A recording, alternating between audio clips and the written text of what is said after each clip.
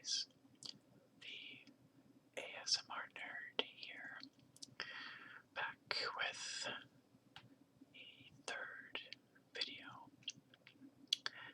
Today's video is going to be a quick one. It's not going to be the 40-minute long affair that was the Seven Wonders unboxing. As fun as that was, I figure maybe a shorter video is better. So today I'm just going to be opening a booster pack of Magic the Gathering cards. I don't play Magic the Gathering much these days. I used to play quite a bit more, but I find I just don't have the time or the money to stay competitive at this point in my life. I still have friends who play quite regularly, and I'll occasionally join in a pickup game, but none of my decks are up to date, so I usually just play with other people's cards, but I still do like to pick up a booster pack every now and again. There's just something fun about it. I like to open them. It's the unknown of what's inside. Maybe fun cards. I also still really love the art, the flavor text. There's something appealing about Magic cards. Always has been. So I still pick up a booster occasionally just for fun.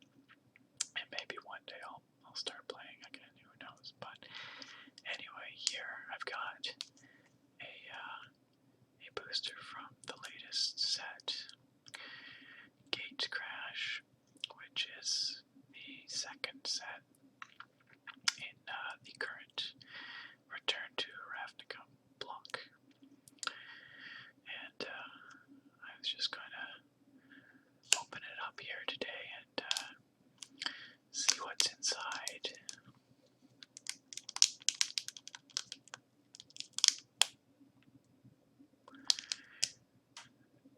Cards inside, although I think one of them's a land card. Always. Just a mana.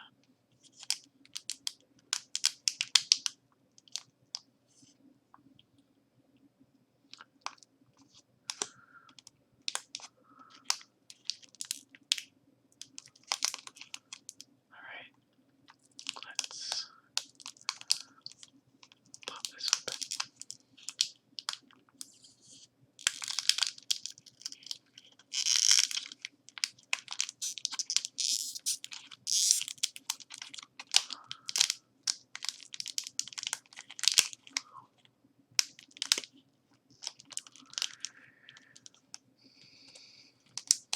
My friends always used to tease me. I have a very specific way I like to open my packs of trading cards. I like to open it from the middle at the top here and try to keep the packaging somewhat intact so that I can put the cards back in afterwards.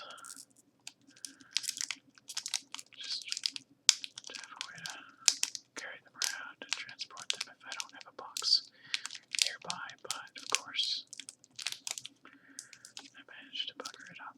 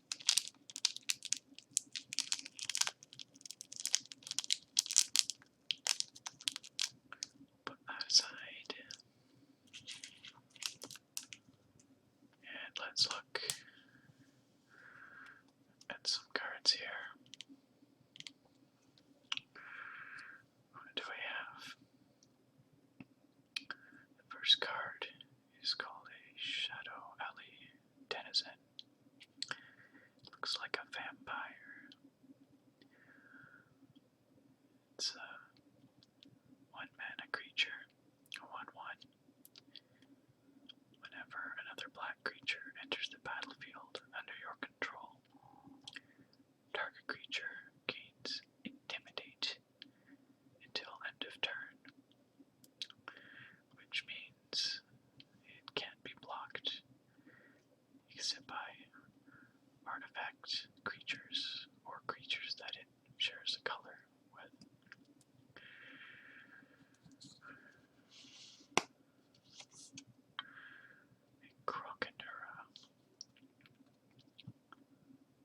A crocodile frog. Awesome.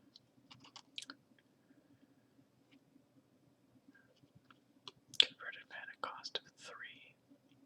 So 1/3 with reach and evolve, which I think is a new mechanic for this set, or at least this block,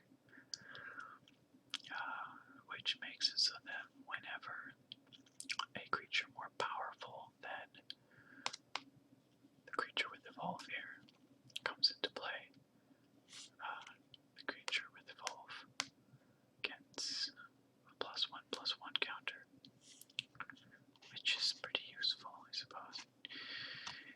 Keeps those low-powered creatures relevant for a few more turns, perhaps. Gives you some counters to move around if that's something your deck does. Paranoid Delusions. Multicolor card. The mill card with Cipher. And Cipher is another more recent mechanic. I'm not sure if it's new with this set. I think it may be. Or at least again this block. But it reads, then you may exile this spell card encoded on a creature you control. Whenever that creature deals combat damage to a player, its controller may cast a copy of the encoded card without paying its mana cost, which is kind of a roundabout way, I think, of saying that once you cast this spell, you associate it with a creature, and every time it damages another player, you get to cast this spell again, which is kind of neat, because it's for free every time after the first. We have here the Wojek or Wojek Halberdiers. Another multicolor card, a mountain and a plains, with Battalion, which, again, I've never actually seen that before. Can you tell I haven't really been keeping up with Magic cards lately? But it says whenever this guy right here attacks, or whenever it and at least 2 other creatures attack, this guy gains first strike until end of turn. It's actually pretty good. Consider it's 2 converted mana cost for a 3/2 with the possibility of first strike. And it's a soldier. It doesn't strike me as too bad. The flavor text reads, tired of Boros interference, the Rakdos unleashed Hellraiser goblins, hoping their corpses would weigh down the halberds. I've never been too big into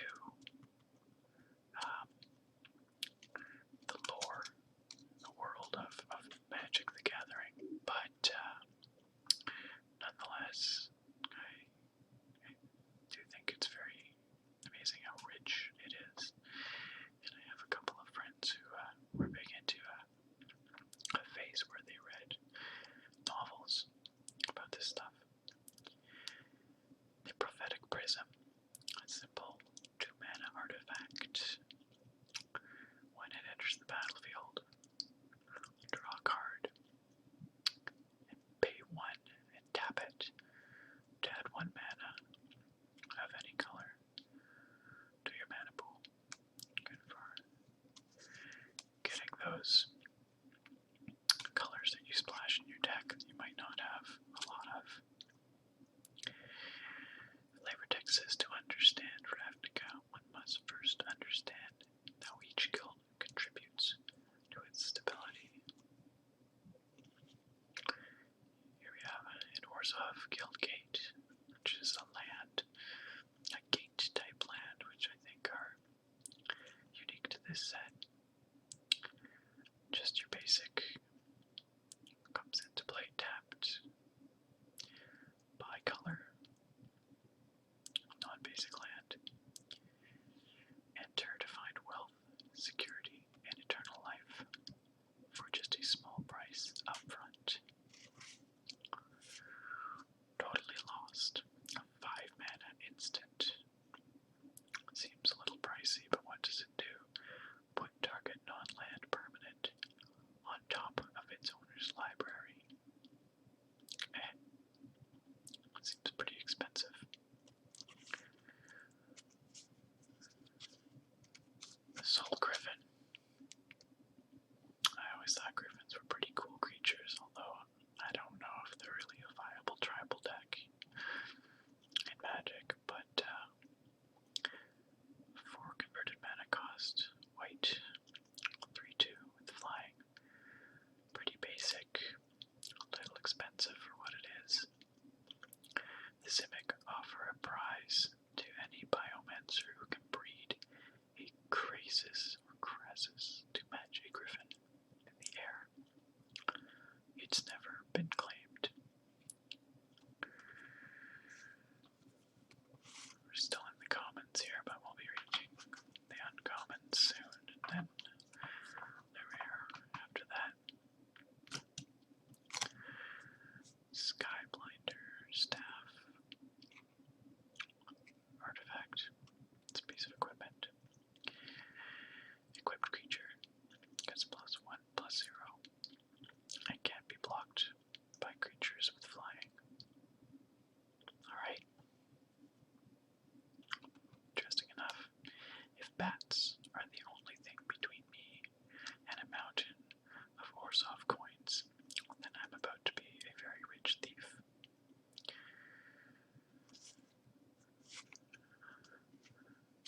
The Skybrand Goblin.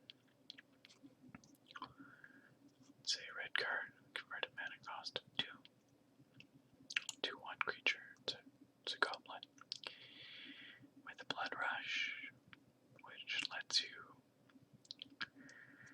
play it from your hand for the Blood Rush cost. You discard it, and in this case, attacking creature gets +2/+1, which is the power and toughness of the card with Blood Rush. These Gruul Skin Runes. Discern whether their patterns evoke streets, ley lines, or both. You have 4 days, says Niv Mizzet to his assistant. Alright, we're into the uncommons here. Serene Remembrance. 1 forest, sorcery, shuffle Serene Remembrance and up to 3 target cards from a single graveyard into their owner's libraries. Alright.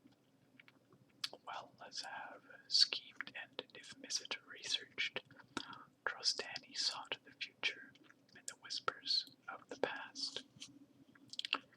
Again, I'm not familiar with the lore, especially the current Magic Gathering lore, but I'm always flabbergasted by how much depth there is.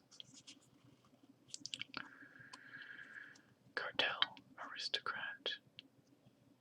Sacrifice another creature. Cartel Aristocrat gains protection from the color of your choice until end of turn. Your life serves a higher purpose now, ensuring the continuation of my own. Interesting.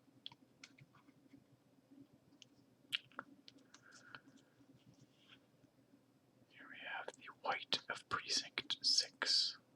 He's a scary looking fellow.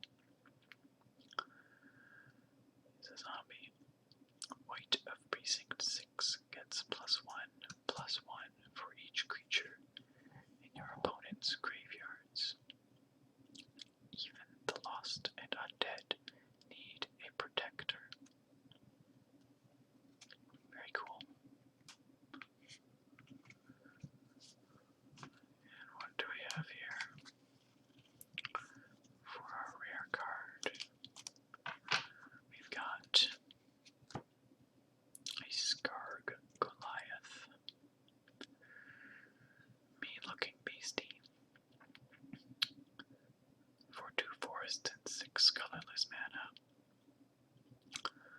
We get a 9/9 beast with trample and a very expensive blood rush, but because this guy is so big, his blood rush is also pretty impressive.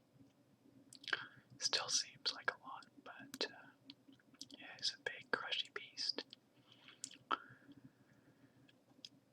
And his flavor text: they bind us with their laws, we free ourselves with nature's fist, says Nikia of the old ways. Always like the flavor of beast cards. My friend's brother had a very good beast deck once upon a time. There are a lot of good ways to get beasts out faster and for much less than their mana costs would suggest. A very beautiful mountain card. I've always loved the landscape art. Magic the Gathering especially. I really have a soft spot for their beautiful lands. And a night token. And that is everything in that pack. Nothing too particularly exciting. I don't think. But I'll be the first to tell you that I'm no expert on Magic these days. So if I've made any mistakes in the things I've said or my assessment of some of these cards, it's to be expected. But as I said, I still really love the art on these. I love the smell of Magic cards too, which sounds a little funny, but I love the inky, papery scent. It reminds me of buying booster packs when I was younger. Both Magic cards and Pokemon cards. And it's almost like the smell of a new book. It's just something you relish, you know. Anyhow, there it is. A booster pack from the latest Magic the Gathering set, Gatecrash. And I think that this is where I will end this video today.